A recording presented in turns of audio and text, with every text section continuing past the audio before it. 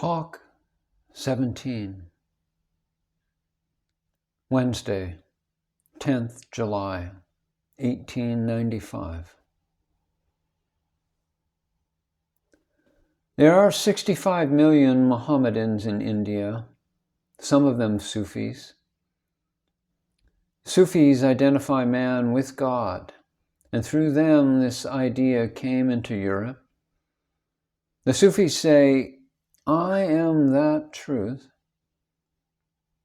but they have an esoteric as well as exoteric doctrine, although Muhammad himself did not hold it.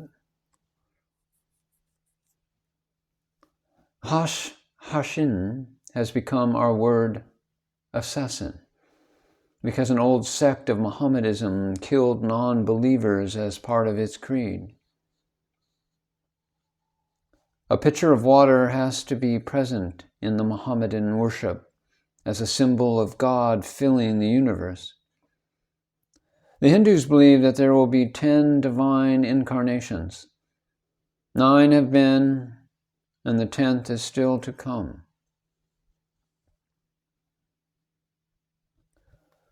Shankara sometimes resorts to sophistication in order to prove that the ideas in the books go to uphold his philosophy. Buddha was more brave and sincere than any teacher. He said, "Believe no book. The Vedas are all humbug. If they agree with me, so much the better for the books. I am the greatest book. Sacrifice and prayer are useless." Buddha was the first human being to give to the world a complete system of morality. He was good for good's sake. He loved for love's sake. Shankara says, God is to be reasoned on, because the Vedas say so. Reason helps inspiration. Books and realized beings or individualized perception both are proofs of God. The Vedas are, according to Shankara, a sort of incarnation of universal knowledge. The proof of God is that He brought forth the Vedas, and the proof of the Vedas is that such wonderful books could only have been given out of Brahman. They are the mine of all knowledge, and they have come out of Him as a man breathes out air. Therefore we know that the Lord is infinite in power and knowledge. He may or may not have created the world. That is a trifle.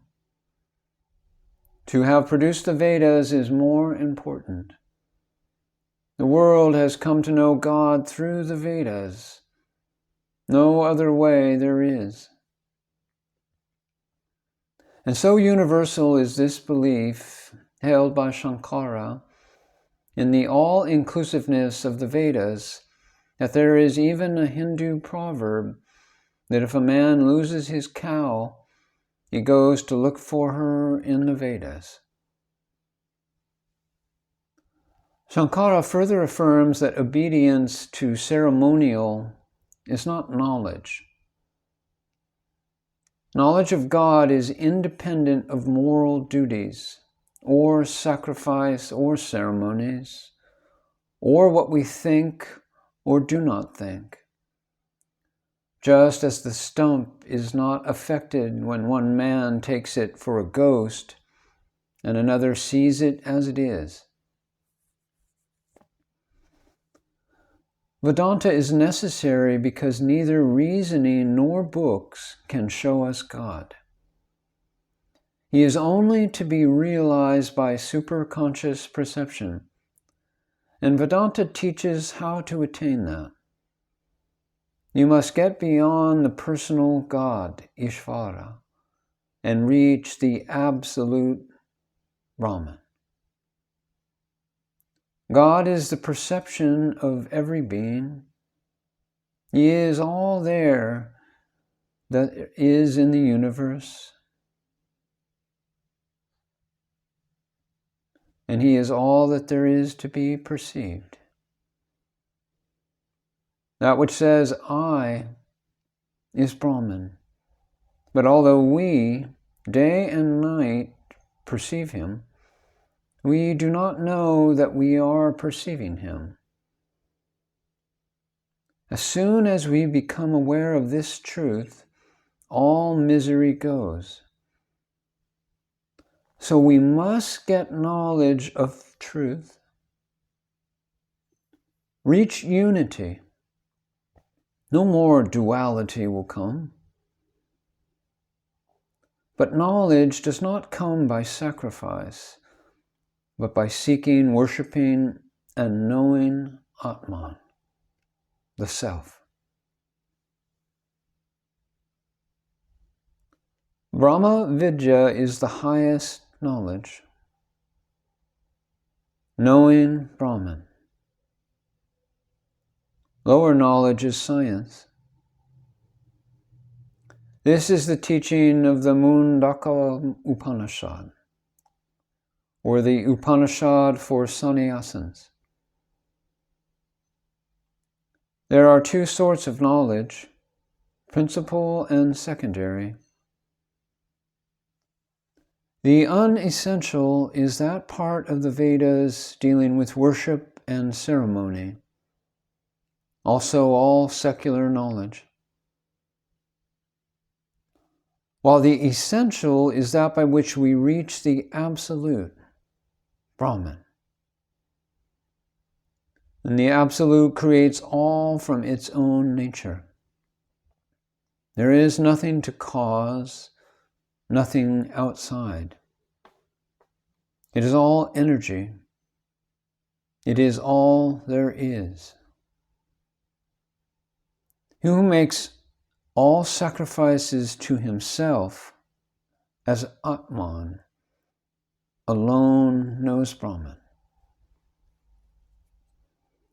Fools think outside worship the highest.